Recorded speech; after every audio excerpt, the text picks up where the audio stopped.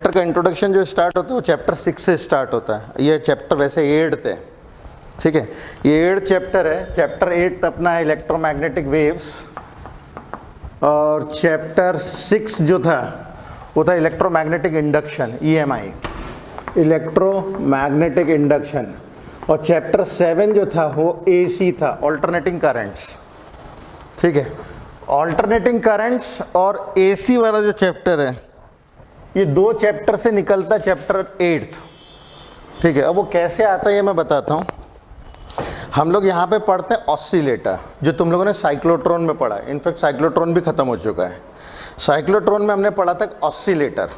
Oscillator क्या करता है, जिन लोगों ने साइक्लोट्रॉन का वीडियो देखा होगा या साइक्लोट्रॉन पढ़ा होगा, उसके अंदर में कुछ इस तरीके से रहता है, डीज रहते हैं इस तरीके से, हॉलो डीज रहते हैं। यहाँ से पार्टिकल को छोड़ा जाता है और पार्टिकल कुछ जब यहाँ से बाहर निकलने को होता है तो इसकी अपन एनर्जी बढ़ा देते हैं। अदरवाइज क्या करेगा, ये सर्कल में घूमता रहेगा। Charge particle kept in a magnetic field, वो सर्कुलर पाथ कवर करता रहेगा, घूमता ही रहेगा सर्कुलर पाथ में। अब अपन क्या करते हैं, इन डीज को कनेक्ट कर देते हैं ऑसिलेटर से। इसको अपन लोग ऑसिलेटर से कनेक्ट कर देते हैं। और ऑसिलेटर क्या करता है, जैसे ये चार्ज पार्टिकल यहाँ से बाहर निकल रहा होता है, इस डी की एनर्जी बढ़ा देता है। तो जब डी की एनर्जी बढ़ा देता है तो ये क्या करता है, बड़ा सर्कल बनाता है, बड़ा सर्कल बनाता है। फिर जब डी से बाहर निकलता है फिर बड़ा सर्कल बनाता है। फिर जब डी से बाहर निकलता है उसकी एनर्जी बढ़ जाती है, बड़ा सर्कल बनाता है। जब जब यहाँ से बाहर निकलेगा या किसी भी एक पॉइंट ऑफ टाइम के ऊपर उसकी एनर्जी बढ़ा दी जाएगी तो बड़े से बड़ा सर्कल वो बनाता जाएगा। और जैसे जैसे बड़ा सर्कल बनाते बनाते बनाते उसकी एनर्जी, अपने को लगेगा वेलोसिटी और एनर्जी सफिशिएंटली हाई हो गई है, तो यहाँ पे एक विंडो देते हैं अपन लोग, वो विंडो से बाहर निकल जाता है चार्ज पार्टिकल। साइक्लोट्रॉन का बेसिक मीनिंग ही यही है, चार्ज पार्टिकल की एनर्जी और जब सफिशिएंटली हाई एनर्जी हो जाएगी छोड़ दो उसे। इसको अपन लोग इस्तेमाल करते हैं डायग्नोसिस के लिए। जैसे मेडिकल के अंदर में जब डायग्नोसिस होती है ना, तो तुम लोगों ने देखा होगा एक मशीन होती है जिसके अंदर में डाल दिया जाता है मरीज को पूरा, ठीक है। उसको क्या बोलते हैं अपन लोग, CT scan. CT scan basically कुछ नहीं, बड़ा सा मैग्नेट है, कॉइल होती है, उस कॉइल के अंदर में बंदे को डाल देते हैं। और सिटी स्कैन कराने के पहले इंसान को कुछ लिक्विड पिलाया जाता है, वो ट्रेसर होता है बेसिकली।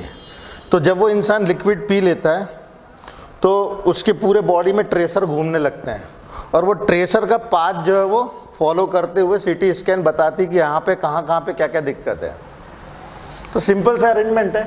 अब सिटी स्कैन के अंदर में, और जैसे तुम लोगों ने सुना होगा कीमोथेरेपी दी जाती है, तो कीमोथेरेपी में भी पार्टिकल्स छोड़े जाते हैं बॉडी के अंदर में, ठीक है। और न्यूक्लियर फ्यूजन के टाइम पे दो चार्ज पार्टिकल्स को आपस में मिला करके बड़ा चार्ज पार्टिकल बनाया जाता है, फ्यूजन के लिए इस्तेमाल होता है। बहुत सारे यूजेस है इसके, ठीक है। तो साइक्लोट्रॉन में जो ऑसिलेटर होता है ना, ऑसिलेटर इलेक्ट्रोमैग्नेटिक ऑसिलेशंस जनरेट करता है, और इसका एक बाई प्रोडक्ट है। मतलब ना चाहते हुए भी, आपकी इच्छा नहीं भी होगी ना, तो भी ऑसिलेटर से कुछ लीकिंग होती है, लीक होता है कुछ, और जो लीक होता है उसको इलेक्ट्रोमैग्नेटिक वेव्स कहते हैं। इलेक्ट्रोमैग्नेटिक वेव्स यहाँ से लीक होती है, ठीक है। इस प्रकार इंसान बना सकता है इलेक्ट्रोमैग्नेटिक वेव्स। बनाने के और भी ढेर सारे तरीके हैं, मगर सबसे आसान तरीका ऑसिलेटर का बाई प्रोडक्ट होता है, लीकेज होती है उससे, ठीक है। तो यहाँ से जब लीकेज होगी ना, जैसे ट्रांसफार्मर में भी लीकेज होती है। ट्रांसफार्मर पूरा एक स्टैटिक डिवाइस है, उसके अंदर में मैग्नेट रहेगा, कॉइल रहेगी, जिसके अंदर से जब अपन करंट पास करेंगे तो उससे भी लीकेज होती है, वो भी इलेक्ट्रोमैग्नेटिक वेव्स होती है। इलेक्ट्रोमैग्नेटिक वेव्स के और भी ढेर सारे सोर्सेज है, जैसे सन खुद अपना, सन एक बहुत बड़ा सोर्स है इलेक्ट्रोमैग्नेटिक वेव्स का, और ढेर सारी टाइप की इलेक्ट्रोमैग्नेटिक वेव्स सन छोड़ता है। इनफैक्ट अपन लोग जितनी देख सकते हैं इलेक्ट्रोमैग्नेटिक वेव्स, सारी की सारी सन बनाता है। सन एक सबसे बड़ा सोर्स और नेचुरल सोर्स है हमारे चारों तरफ इलेक्ट्रोमैग्नेटिक वेव्स का। अब इलेक्ट्रोमैग्नेटिक वेव्स में होता क्या है, इलेक्ट्रोमैग्नेटिक वेव्स में दो वेव्स रहेंगी। एक वेव कुछ इस तरीके से चलती है और दूसरी वेव उससे परपेंडिकुलर चलती है, कुछ इस तरीके से। पार्टिकल जो है केवल वाइब्रेट करता है इस तरीके से, चार्ज पार्टिकल केवल ऐसे वाइब्रेट कर रहा है, और ये वाइब्रेटरी मोशन इलेक्ट्रॉनिक लेवल पे भी होता है, किसी को आप वाइब्रेट करने से नहीं रोक सकते हैं। मतलब अगर इलेक्ट्रॉन ऐसे कर रहा है इसका मतलब नेचुरल है, अगर इलेक्ट्रॉन सीज हो गया इसका मतलब आप 0 केल्विन पे पहुंच गए हो। हर वो चीज जो 0 केल्विन पे पहुंच जाती है वो सीज हो जाती है, अकड़ जाती है, ठंड लग जाती है उसे। इलेक्ट्रॉन के लिए ठंड जो है वो -273 डिग्री सेंटीग्रेड है, इलेक्ट्रॉन सीज हो जाता है।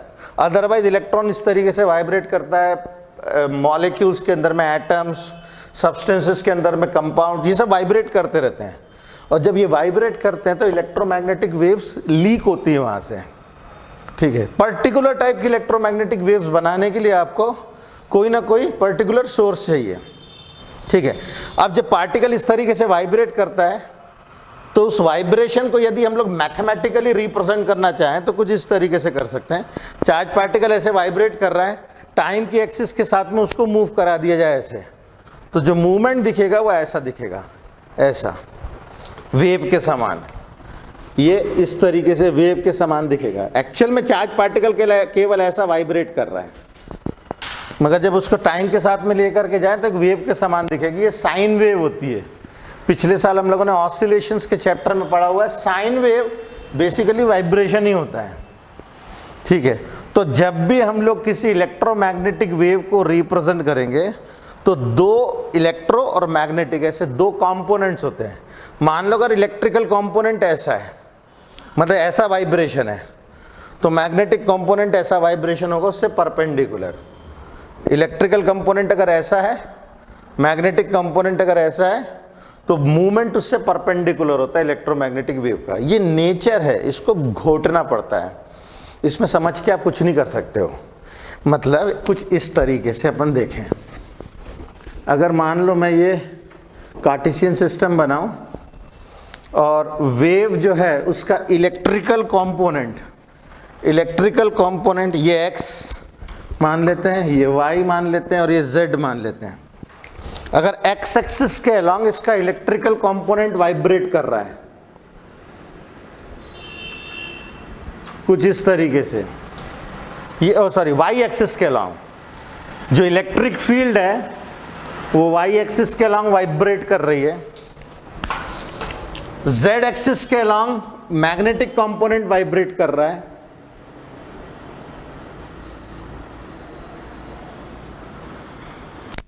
कुछ इस तरीके से। मतलब मैग्नेटिक कंपोनेंट z एक्सिस के अलोंग वाइब्रेट कर रहा है, तो प्रोपगेशन जो होता है वो x एक्सिस के अलोंग होता है, प्रोपगेशन वो होता है x एक्सिस के अलोंग। ये तीनों आपस में परपेंडिकुलर होते हैं। ये जो वाइब्रेशन होता है इलेक्ट्रिकल कंपोनेंट वाला, मैग्नेटिक कंपोनेंट वाला और उसका मूवमेंट, ये तीनों आपस में परपेंडिकुलर होते हैं। समझ में आई थोड़ी थोड़ी बात? जैसे इलेक्ट्रिकल कंपोनेंट ऐसे वाइब्रेट कर रहा है, मैग्नेटिक कंपोनेंट ऐसे वाइब्रेट कर रहा है, तो जाएगी डायरेक्शन ऐसी। ये कुछ ऐसे दिखा सकता हूं मैं, ये इलेक्ट्रिकल कंपोनेंट, ये मैग्नेटिक कंपोनेंट और वेव ऐसी जा रही है। ये इलेक्ट्रिकल कंपोनेंट ऐसा, मैग्नेटिक कंपोनेंट ऐसा और वेव कुछ परपेंडिकुलर चली जा रही है इन दोनों से। ये इसका नेचर है, ये इसका नेचर है। इंडिपेंडेंटली अगर अपन लोग देखें, इलेक्ट्रिकल वेव एक साइनोसुडल वेव है, मतलब ये एक साइन वेव है। मैग्नेटिक वेव भी साइनोसुडल वेव है, साइन वेव है। और इसका जो दोनों का प्रोड्यूस है, मतलब दोनों जब आपस में इंटरमिंगल हो जाते हैं, सुपर इम्पोज हो जाते हैं, तो अपने को इलेक्ट्रोमैग्नेटिक वेव्स दिखती है। कुछ बात समझ में आई थोड़ी थोड़ी? ठीक है। इलेक्ट्रोमैग्नेटिक वेव में इंडिविजुअल वेव का जो नेचर होता है उसे कहते हैं ट्रांसवर्स नेचर। इंडिविजुअल वेव का जो नेचर है वो ट्रांसवर्स नेचर है इंडिविजुअल वेव का। ओके, अब इसके अंदर में मैंने कुछ नोट्स बनाए, इसमें अपन लोग देखते हैं।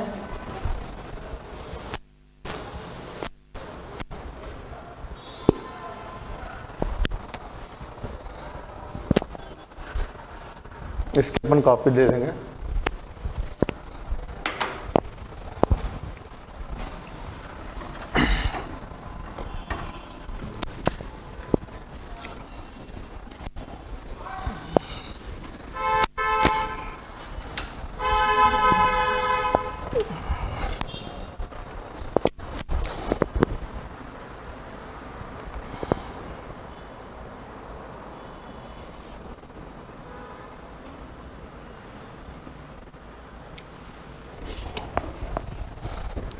इलेक्ट्रोमैग्नेटिक वेव्स, प्रोडक्शन मतलब कैसे प्रोड्यूस करें।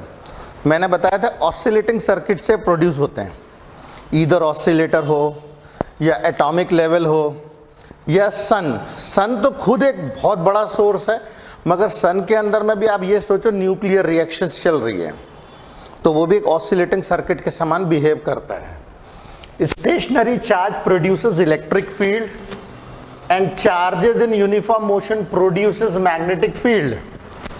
जो स्टेशनरी चार्ज है, मतलब स्टेशनरी चार्ज आपको अगर कहीं मिल जाता है तो वो केवल इलेक्ट्रिक फील्ड बनाता है, मगर चार्जेस जब मोशन करते हैं इस तरीके से वाइब्रेशन कर रहा है, क्योंकि चार्ज मोशन यूनिफॉर्म मोशन अगर कर रहा है तो मैग्नेटिक फील्ड प्रोड्यूस करेगा। मतलब चार्ज जब रुका हुआ है केवल इलेक्ट्रिक फील्ड, जब चार्ज मोशन में है तो मैग्नेटिक फील्ड। कौन सा मोशन? Uniform motion. मगर जब चार्ज एक्सेलरेटेड मोशन परफॉर्म करता है तब वो एट अ टाइम इलेक्ट्रिक और मैग्नेटिक दोनों फील्ड बनाता है, ठीक है। क्योंकि इसका मोशन जनरली इस तरीके का होता है, वाइब्रेटरी मोशन, तो वो इलेक्ट्रिक और मैग्नेटिक फील्ड जो बनाता है आपस में एक दूसरे से परपेंडिकुलर बनाता है। But these fields are do not vary with time, ये टाइम के साथ चेंज नहीं होती है। According to Maxwell's theory, accelerated charges produces electromagnetic waves. इसके ऊपर अपन एक बार और ध्यान से समझें। स्टेशनरी चार्जेस प्रोड्यूस करते हैं electric field E, uniform motion में जो चार्ज पार्टिकल रहता है वो मैग्नेटिक फील्ड बनाता है बी। मगर जब कोई एक्सेलरेटेड चार्ज होता है, खास तौर पे इसका जो मोशन रहेगा ऐसा रहेगा, वाइब्रेटरी मोशन। अगर ये वाइब्रेटरी मोशन परफॉर्म कर रहा है तो वो इलेक्ट्रो मैग्नेटिक दोनों वेव बनाता है एक साथ। अब ये दोनों वेव आपस में एक दूसरे में घुस जाती है, इसे कहते हैं अपन सुपर इम्पोजिशन का प्रोसेस। ये दोनों आपस में एक दूसरे में इंटरमिंगल हो जाएगी, तो उसके कारण बनती इलेक्ट्रोमैग्नेटिक वेव्स। और मैंने ब्रैकेट में एकदम क्लियरली लिखा है प्रूफ नॉट इन कोर्स।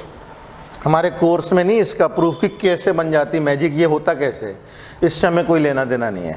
अपने को सिर्फ इस चीज़ से मतलब है कि चार्ज पार्टिकल एक्सेलरेट करता रहे। एक्सेलरेटेड मोशन का सबसे बेस्ट एग्जाम्पल ये है, ये एक्सेलरेटेड मोशन है। इसको हम लोग पिछले साल बोलते थे सिंपल हार्मोनिक मोशन, एसएचएम।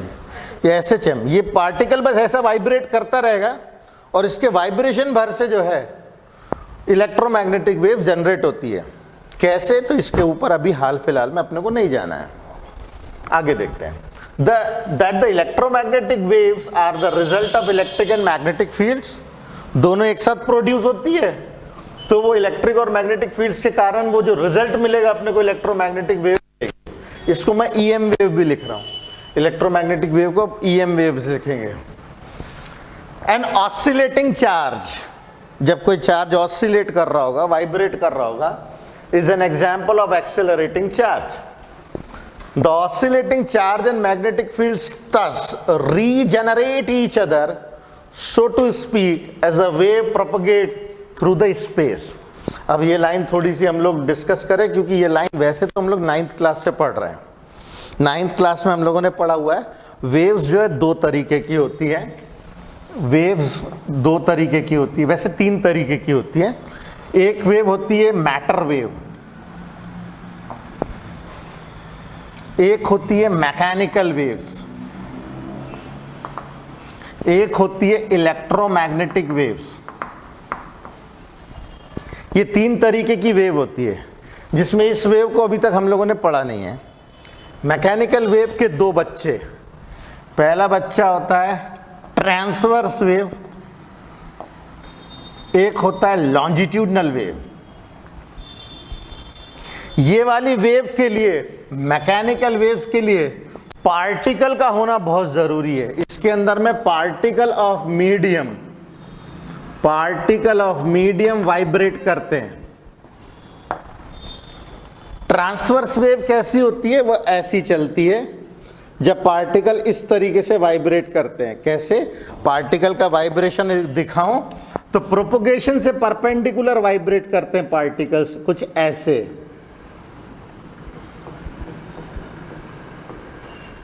मतलब वेव जा रही इस डायरेक्शन में, पार्टिकल ऐसे से वाइब्रेट करता है, जैसे रिपल्स इन वाटर। पानी के अंदर में अपन कहीं डिस्टर्बेंस क्रिएट करेंगे तो उसकी लहरें बनती है। अगर उस लहरों के ऊपर अपन कहीं कागज का टुकड़ा डाल देंगे तो कागज का टुकड़ा वहीं वहीं ऐसे रहेगा, वो आगे नहीं जाता। डिस्टर्बेंस आगे जा रहा है, कागज का टुकड़ा वहीं के वहीं हिलता रहता है। ऐसी वेव्स को कहते हैं ट्रांसवर्स वेव। दूसरी होती लॉन्जिट्यूडनल वेव, जिसके अंदर में अगर वेव मान लो इस डायरेक्शन में जा रही है तो पार्टिकल्स ऐसे वाइब्रेट करते हैं,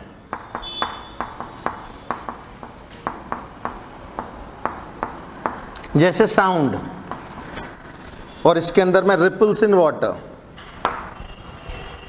ये जो साउंड वेव्स है, जैसे मैंने जो बोला है, यहाँ पे कंप्रेशन क्रिएट होगा, फिर रेयरफेक्शन, फिर कंप्रेशन, फिर रेयरफेक्शन, और इस तरीके से आवाज आगे बढ़ती है।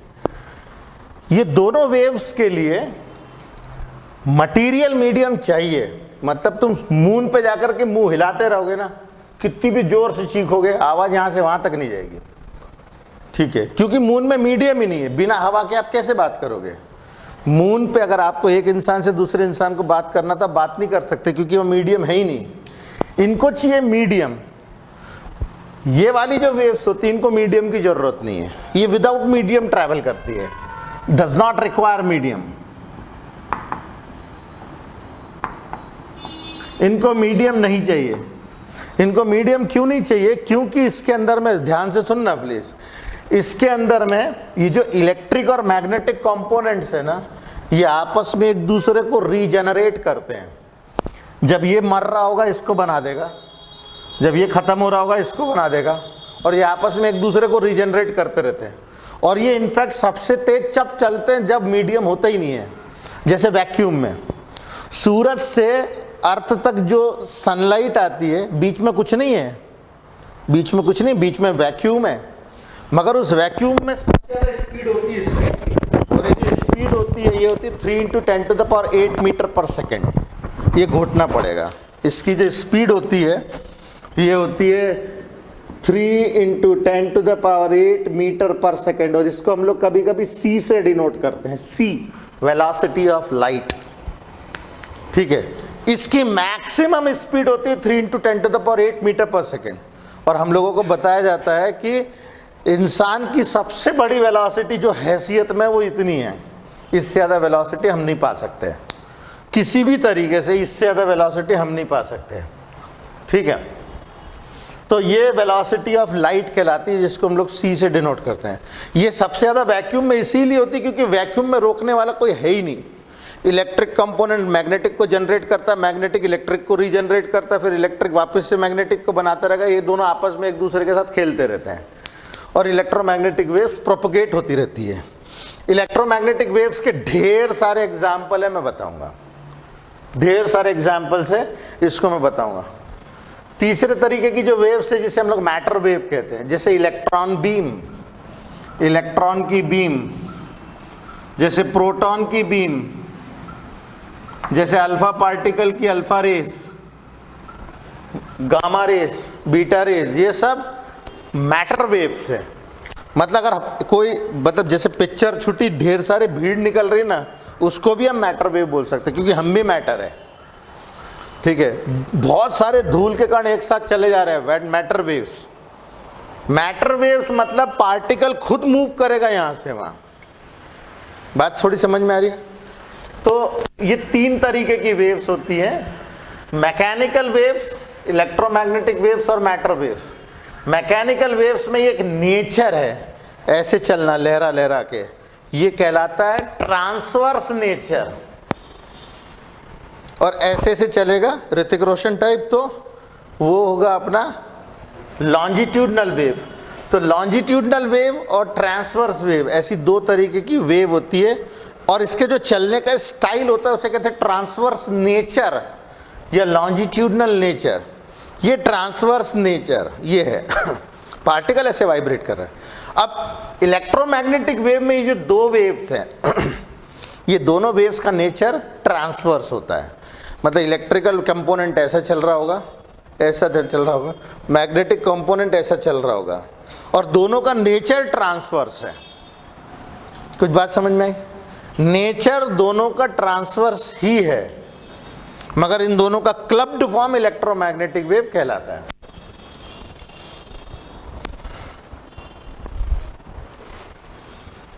अब आगे देखें, the oscillating electric and magnetic field thus regenerate each other so to speak as the wave propagates through the space. In figure 8.4, electromagnetic wave propagating along the z direction, the electric and magnetic components Ex and Ey are perpendicular to each other and to the direction z of the propagation. और जिसको हम कुछ इस तरीके से लिख सकते हैं, मैं 8.4 फिगर को पहले ओपन करता हूं। 8.4 फिगर हम देखें,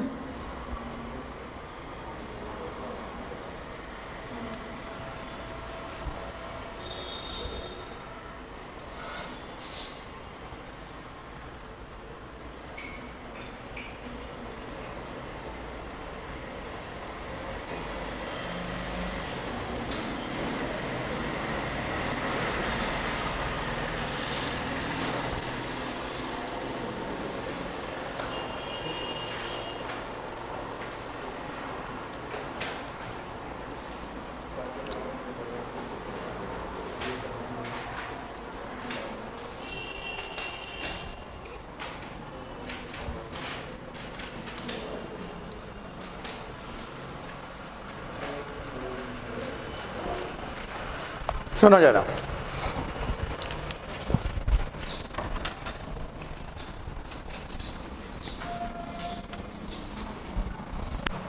इसके अंदर में अपन देखो प्रोपोगेशन जो है एक्स मतलब वेव का z एक्सिस के अलॉन्ग में वेव चल रही है। प्रोपोगेशन जो है इसका z एक्सिस के डायरेक्शन में है।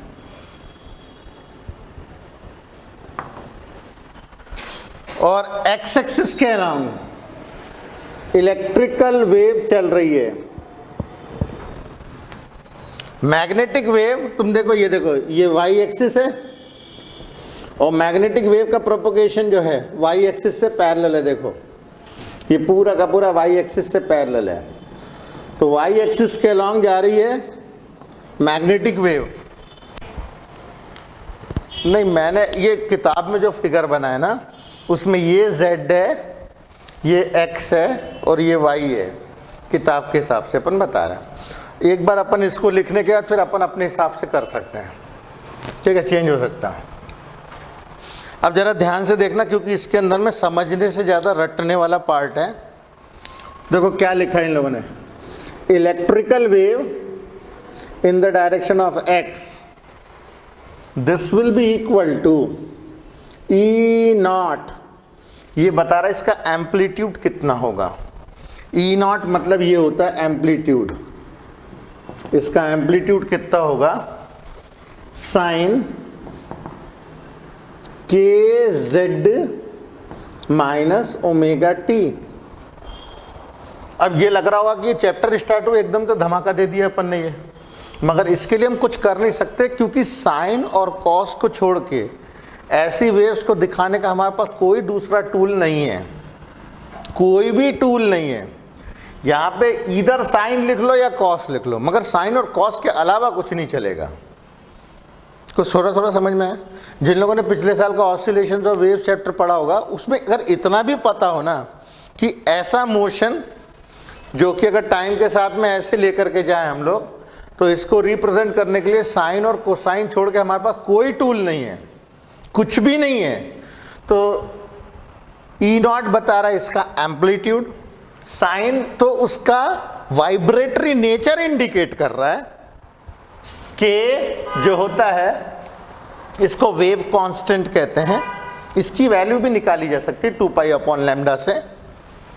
z बता रहा है किस डायरेक्शन में प्रोपोगेट हो रही है, किस डायरेक्शन में प्रोपोगेट हो रही है ये बता रहा है।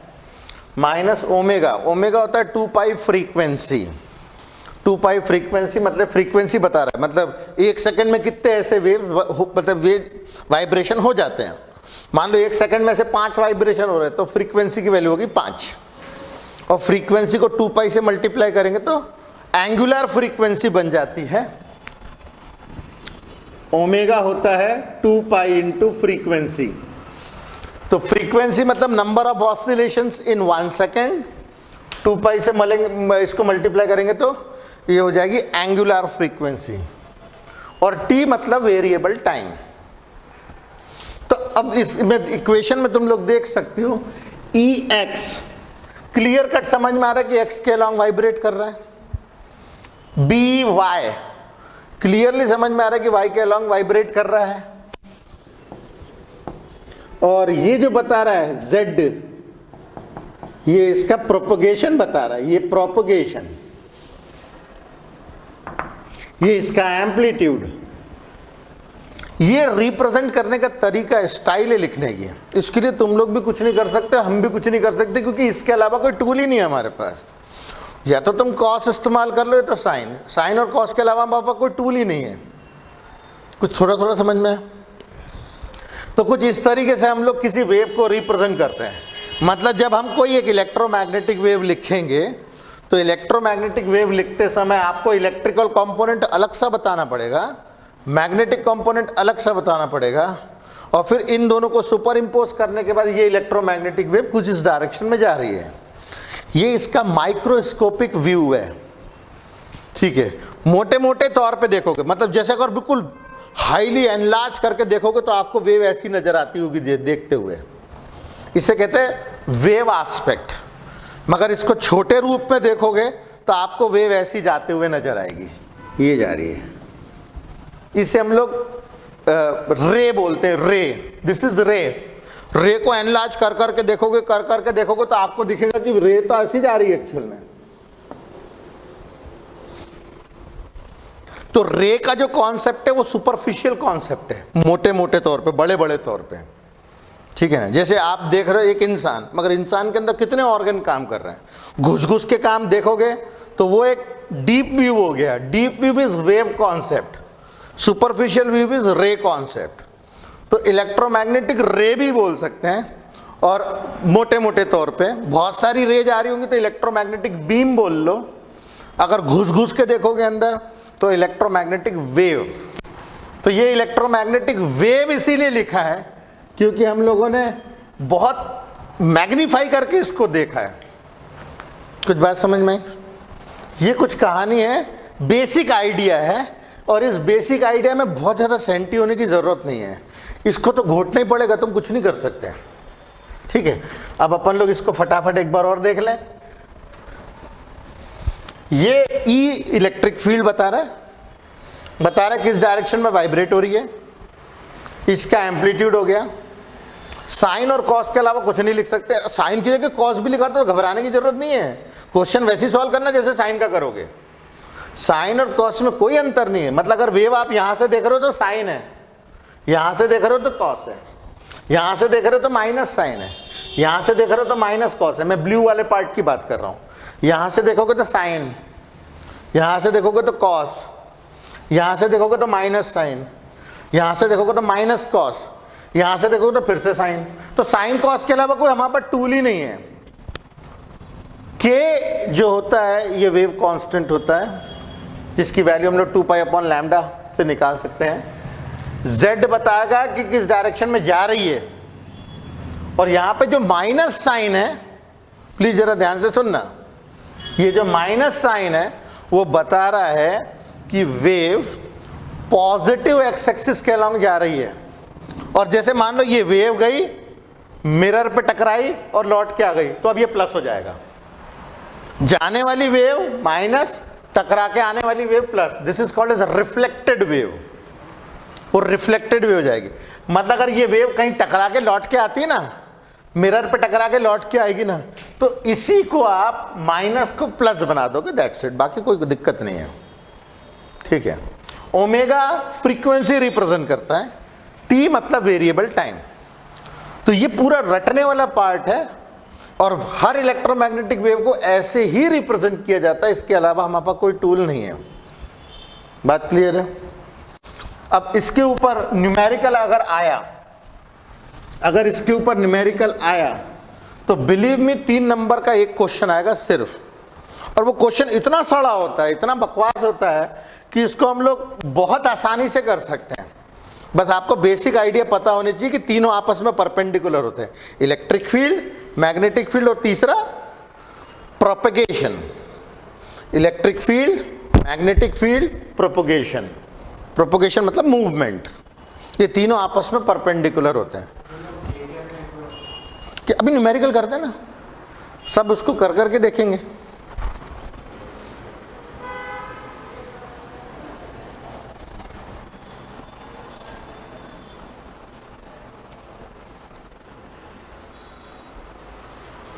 ओके, अब यहां देखें अपन लोग,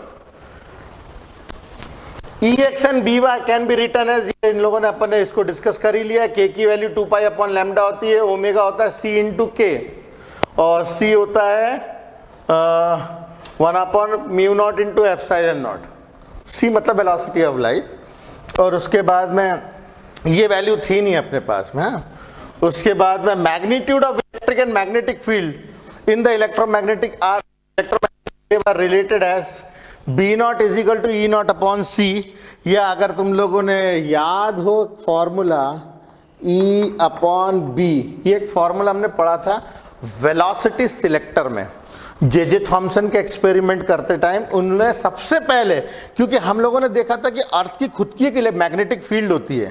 प्लीज जरा ध्यान से सुनना, बहुत आसान पार्ट है, बहुत टिपिकल नहीं है। इसके अंदर में हम लोगों ने पढ़ा हुआ है कि जब भी कोई चार्ज पार्टिकल आप छोड़ोगे, वो मैग्नेटिक फील्ड में ऐसे ऐसे गोते लगाने लगता है। मैग्नेटिक फील्ड यूनिफॉर्म है तो सर्कल, यूनिफॉर्म नहीं होगी तो हेलिकल पाथ लगाएगा वो, ठीक है।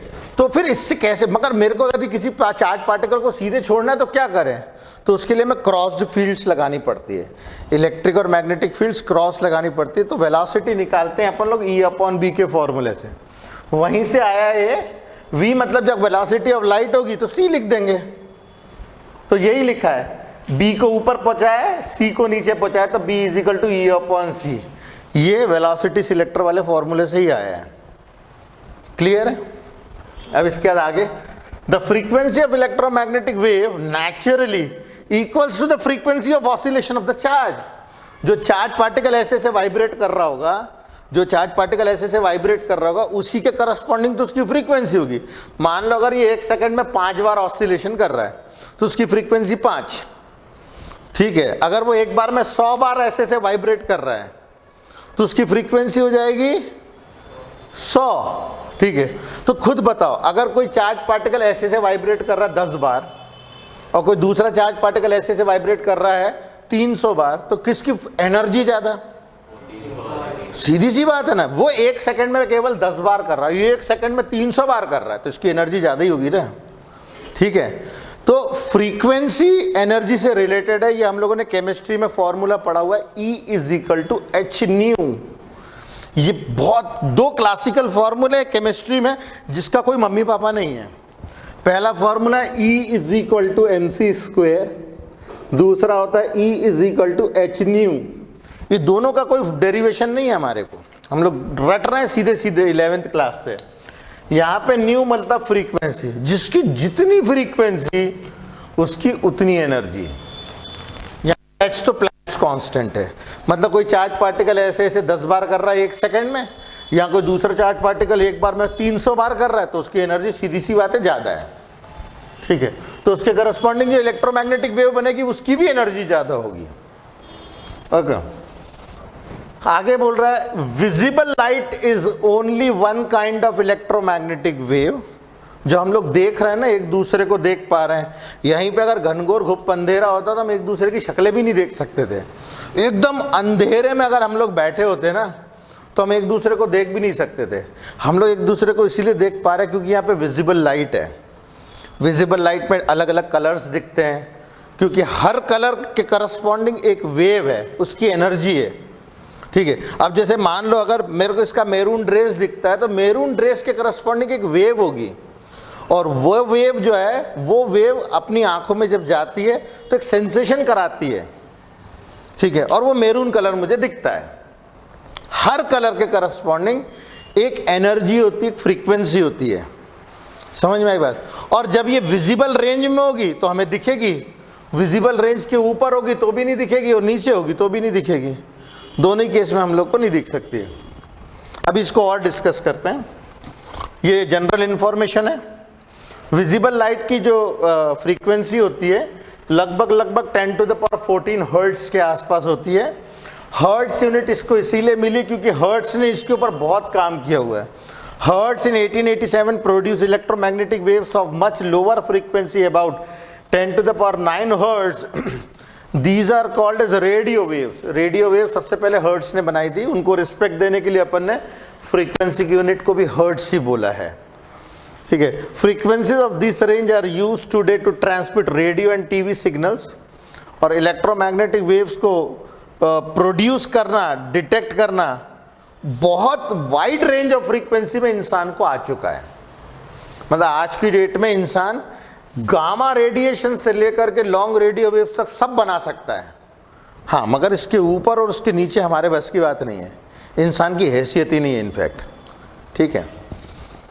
और आगे बोल रहा है ये सारी की सारी जो वेव्स है ना, वो एक उसकी जो ग्रुप फैमिली फोटोग्राफ होता है ना, उसे हम लोग इलेक्ट्रोमैग्नेटिक स्पेक्ट्रम कहते हैं।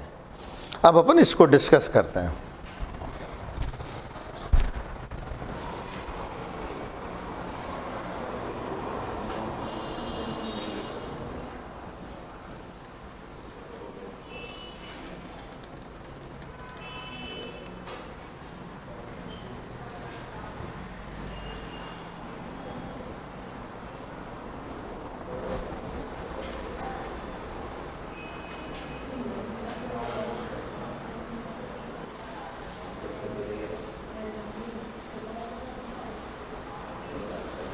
अब जरा देखो, ये जो फिगर है, ये फिगर इंसान की हैसियत रिप्रेजेंट करता है।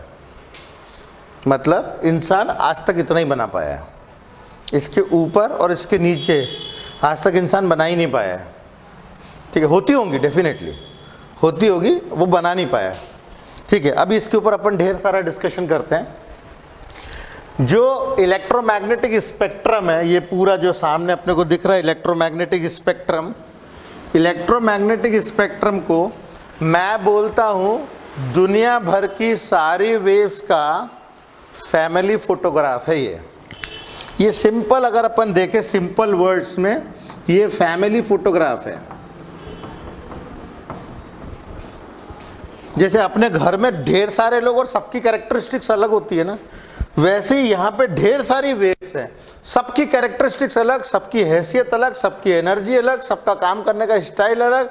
जो एक काम कर सकता दूसरा नहीं कर सकता, सबकी अलग अलग खूबियाँ हैं, सबकी अलग अलग एनर्जीज हैं, सबकी अलग अलग वेवलेंथ्स है, मगर एक बात सब में कॉमन है, सबकी एक ही स्पीड है, ठीक है। अब अपन ऊपर से नीचे आते हैं।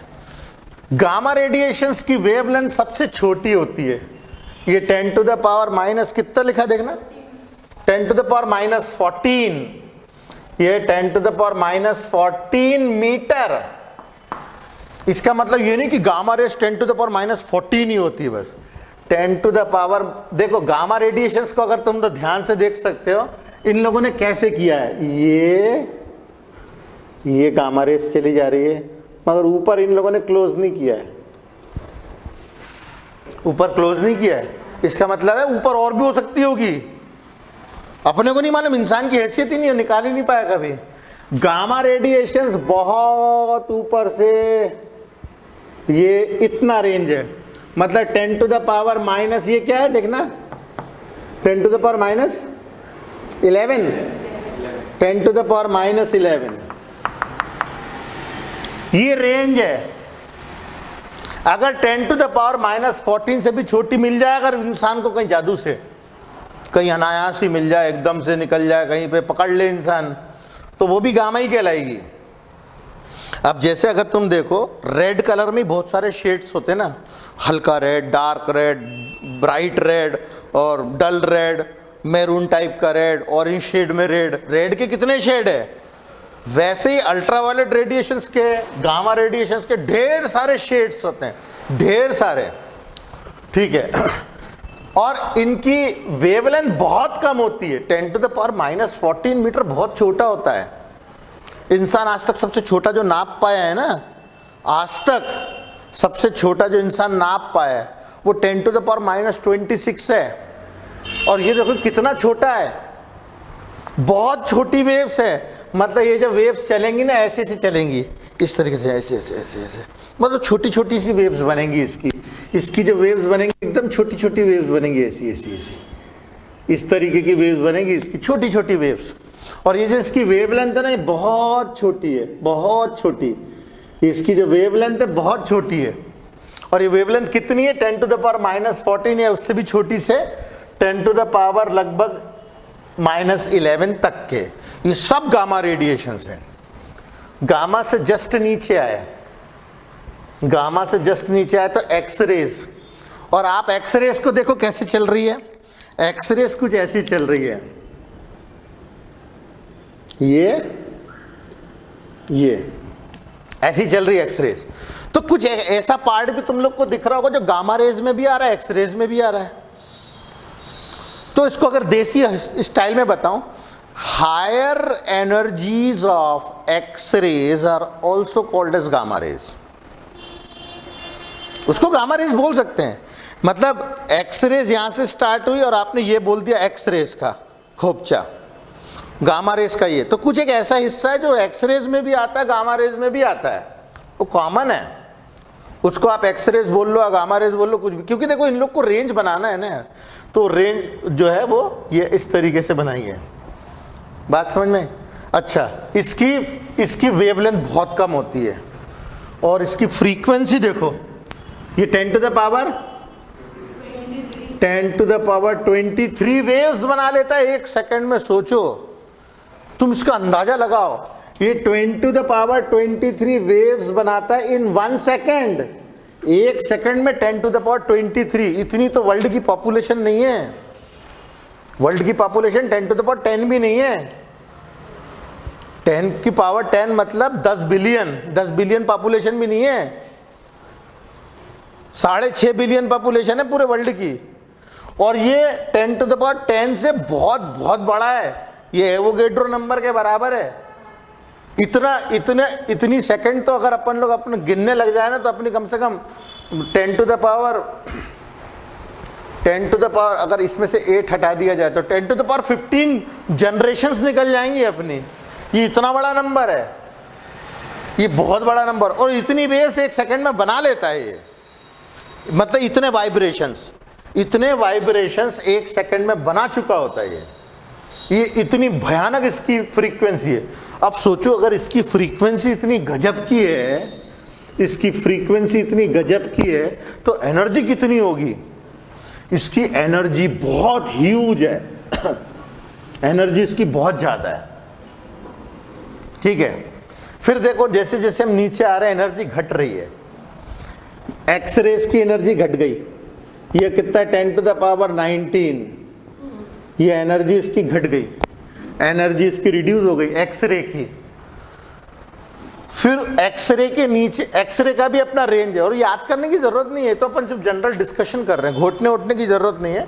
सिर्फ अपन इतना समझ लो कि ये सारा का सारा जो हिसाब किताब है ना, ये सारा का सारा हिसाब किताब जो है एक ऐसा फिक्स नहीं है कि बस एक्सरे ये खत्म हो गई, यहाँ से यूवी रेज चालू हो गई, या एक्सरे यहाँ खत्म हो गई, यहाँ से गामा रेज चालू हो गई। ऐसा नहीं है, सबके रेंजेस हैं और रेंजेस ओवरलैप भी करते हैं। इसकी एनर्जी जो होती है गामा रेडिएशंस की इतनी ज़्यादा होती है कि अगर इस गामा रेडिएशंस के बीच में तुम आ गए ना, तो ये आपकी बॉडी को पेनिट्रेट करके, आपकी हड्डियों को भी पेनिट्रेट करके उसको गला भी देगा, और आप इवेपोरेट भी हो जाओगे और वो रेडिएशंस आगे निकल जाएगी। मैं कुछ बोला समझ में आया? जैसे ये विजिबल लाइट है, देखो विजिबल लाइट की हैसियत देखो कितनी, अपनी इंसान की हैसियत केवल इतनी सी है, इतना ही देख सकता है बस, इतना छोटा सा हिस्सा देख सकता है बस इंसान, इससे ज़्यादा नहीं, इससे ऊपर नहीं। मगर जैसे अगर मेरे पास कोई कलर आता है, जैसे मुझे इसका कलर ये दिख रहा है पिंक कलर का, और ये पिंक कलर का मुझे दिखा, तो मेरे को कोई दिक्कत नहीं, मैंने देख लिया। मगर इसी की जगह अगर गामा रेडिएशंस होती ना, तो मैं यहाँ से गामा रेडिएशंस निकलती और मैं पूरा उड़ जाता, उछक जाता, गायब हो जाता, इवेपोरेट हो जाता, पग भुन जाता, सब कुछ हो जाता, और वो रेडिएशंस आगे निकल जाती। ये इतनी एनर्जी रखता है, ठीक है ना। अभी अगर तुम लोगों को पता होगा, मिडिल ईस्ट की जो कंट्रीज़ हैं, मिडिल ईस्ट की जितनी भी कंट्रीज है, उसमें 2-4 ही बेवकूफ़ टाइप के देश है। दो चार ही, पाकिस्तान टाइप के देश, अफगानिस्तान टाइप के, दो चार ही देश ऐसे मूर्ख टाइप के, मतलब जिनमें अकल ही नहीं है। बाकी मिडिल ईस्ट की सारी कंट्रीज तुम देखो भयानक डेवलप करी पिछले 20 साल के अंदर में। अमीरात देख लो, ठीक है। आप इन 2-3 कंट्रीज को अगर अलग हटा दो ना तो ये बहुत डेवलप्ड कंट्रीज है, गजब की डेवलप्ड कंट्रीज हैं, ठीक है। और इन कंट्रीज में भी सिर्फ पाकिस्तान इकलौता ऐसा कंट्री जिसके अंदर में न्यूक्लियर वेपन है। बाकी किसी मिडिल ईस्ट के पास में न्यूक्लियर वेपन नहीं है। इतने डेवलप्ड है, दुबई जैसी, अमीरात जैसे कितने अच्छे अच्छे कंट्रीज है, बड़ी बड़ी कंट्रीज है, मगर इन लोगों ने कोई नहीं रखा, क्योंकि इन लोग क्या बोलते हैं कि न्यूक्लियर इनके पास वेपन्स हैं। मगर जो मिडिल ईस्ट की कंट्रीज है, इतना दिमाग पागल होने के बाद भी ये लोग न्यूक्लियर वेपन नहीं छोड़ते हैं, रखते ही नहीं है। छोड़ने की तो बहुत दूर की बात हो गई। कारण सिर्फ इतना है, न्यूक्लियर वेपन में सिर्फ गामा रेडिएशंस निकलते हैं।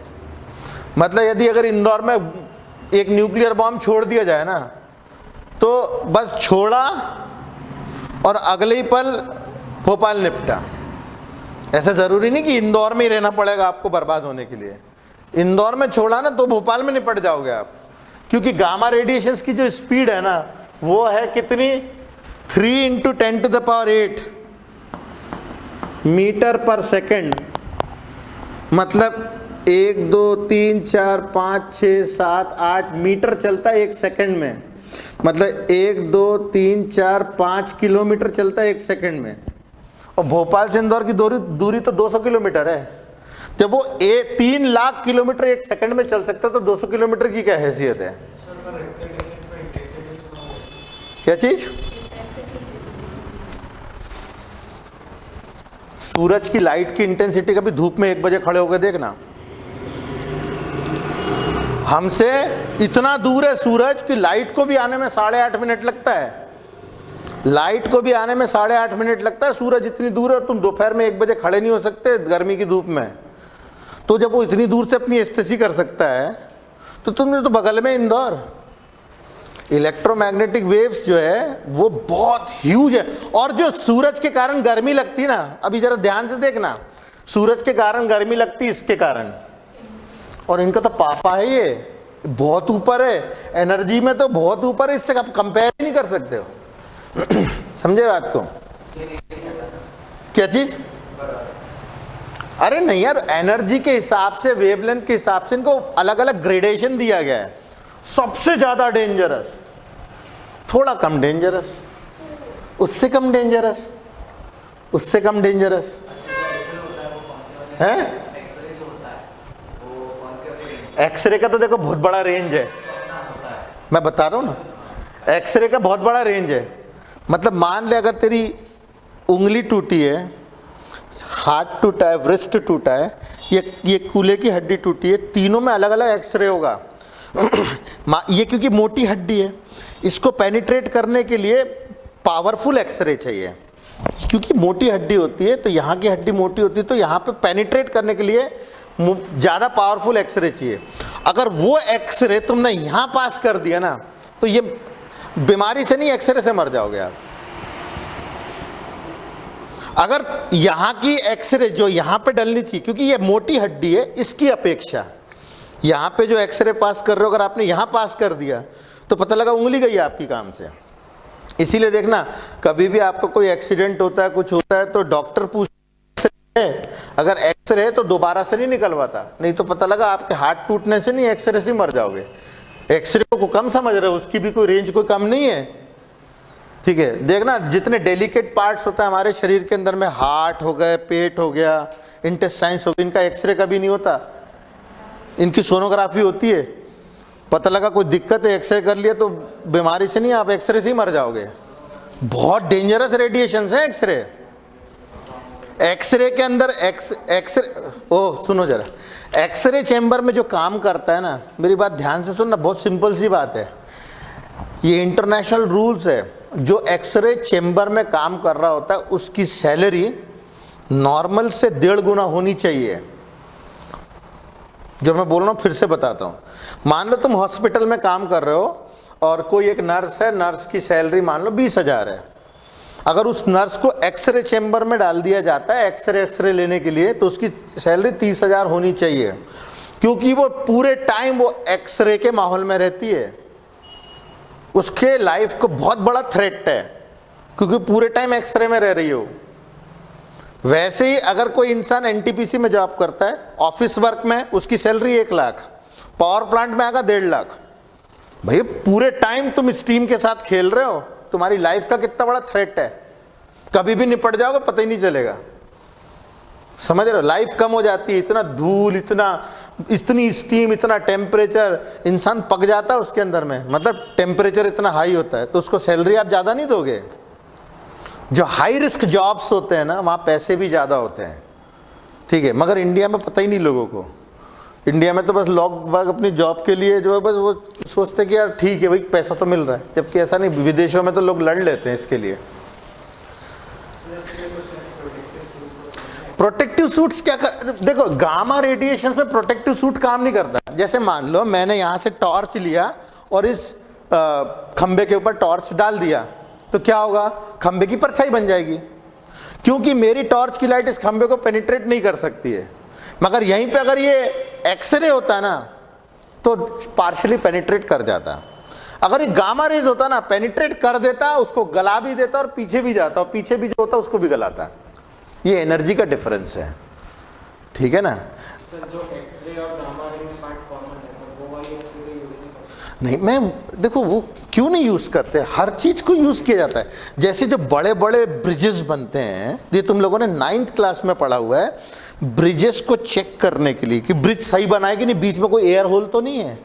मतलब एक बड़ा सा ब्रिज बना दिया, और ब्रिज तो मतलब फिर उनकी तो कॉलम भी मोटी मोटी होती है, इतनी मोटी मोटी तो बीम्स एंड कॉलम्स होती है ब्रिजेस की, मतलब एक इंसान खड़ा हो जाए तो भी जगह होती है, इतनी लंबी लंबी जो कॉलम्स होती हैं। अब इतने बड़े कॉलम को आपने बना दिया आरसीसी स्ट्रक्चर का, और बीच में मान लो कोई एयर गैप आ गया, और एयर गैप जो सर्दी में ऐसा हो गया, ठंड में ऐसा हो गया, सर्दी में ऐसा हो गया, ठंड में ऐसा होगा, एक्सपेंशन कॉन्ट्रैक्शन, धीरे धीरे क्या होगा, वो फ्लॉ बड़ा होता जाएगा और क्रैक हो जाएगा। हो सकता है कि ब्रिज टूट जाए वो छोटी सी गलती के कारण। तो उसको चेक करने के लिए वो है कि नहीं है, आप जो है एक्सरे पास करते हो, हाई एनर्जी। गामा रे क्या कंक्रीट को गला देगा भाई? हाँ वो थोड़ा सेफ है, मतलब ये ढीली टाइप की गामा रेस, और जैसे जैसे ऊपर जाओगे गामा रेस की भी एनर्जी बढ़ती जाएगी। बिल्कुल। अब जैसे मान लो अमेरिका के पास भी न्यूक्लियर बॉम्ब है, इंडिया के पास में भी न्यूक्लियर बॉम्ब है। इंडिया बोलता हम इस रेंज में एनर्जी छोड़ देंगे और सबको बर्बाद कर देंगे अगर हमें किसी ने छेड़ा तो। अमेरिका बोलता हम तो ये रेंज छोड़ सकते हैं, ठीक है। तो ये रेंज वाली बात है ना, डिस्ट्रक्शन कितना फैला सकते हो। अब कोई ऐसा तो है नहीं तीर धनुष लेकर के लड़ने पहुंच गए अपन लोग। अब तो सीन ऐसा है कि पंगा हुआ, ये न्यूक्लियर बम छोड़ा, तुम निपटे, तुमने छोड़ा, हम निपट गए, दोनों ही खेल खत्म एक ही बार में। अब ऐसा वार थोड़ी रह गया। मतलब अगर न्यूक्लियर बम कोई बहुत ही बड़ा छोड़ दे तो पता लगा मर्क्यूरी वीनस के बाद में सीधे मार्स आ जाएगा, अर्थ बीच में से गायब भी हो जाएगा।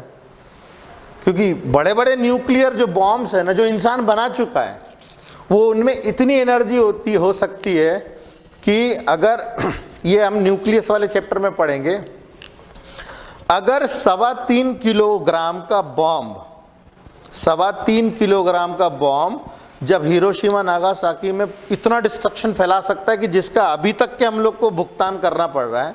अगर मान लो 40 किलो का बॉम्ब अगर कोई फोड़ दे पृथ्वी के ऊपर, जो कि है अवेलेबल, तो प्लैनेट ही गायब हो जाएगा अपना। तो ये इतना बड़ा डिस्ट्रक्शन है, समझ में आई बात। इसीलिए इंटरनेशनल ट्रीटी ये कहती है कि आप दूसरों के फटे में हाथ नहीं डालोगे, नंबर 1, ये इंटरनेशनल ट्रीटी है।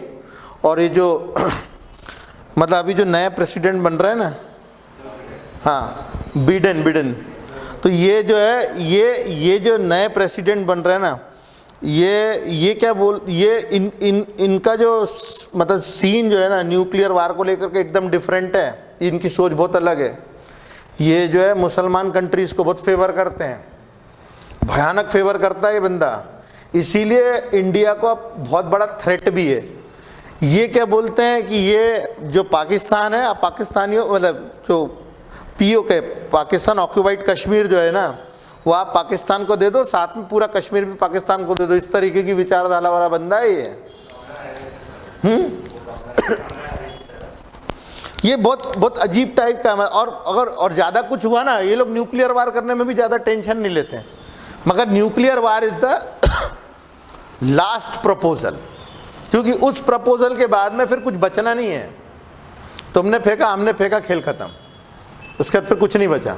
एक बड़ा सा न्यूक्लियर हॉलोकॉस्ट आएगा, फिर फॉर्मेट हो जाएगी पृथ्वी कम से कम millions and billions of years के लिए, फिर वापस से स्टार्ट होगा, बैक्टीरिया बनेगा, वायरस बनेगा, फिर वही कहानी जो तुम लोगों ने बायोलॉजी में पढ़ी है, ठीक है, वहीं से चालू हो जाएगा। फिर एक एक न्यूक्लिक एसिड बनेगा, एक एक सेल बनेगा, फिर वहीं से चालू होगी, सारी चीज़ें खत्म हो जाती है उसमें।